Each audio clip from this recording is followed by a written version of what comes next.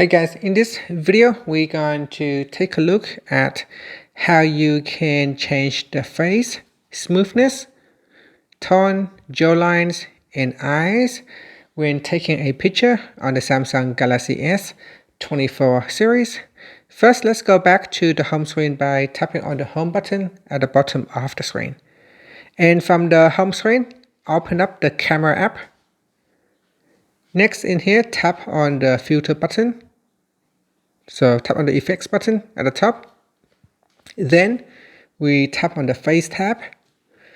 At the bottom here, make sure you tap on the toggle button or the off toggle button and switch it on. When it is turned on, you can then tap on smoothness. So here I'm going to switch to the front camera. In here we can change the skin smoothness. So drag the bar to the left or to the right to increase the smoothness.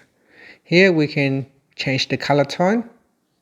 We can change the jaw lines and the shape of the eyes. So we can make it wider or more narrower.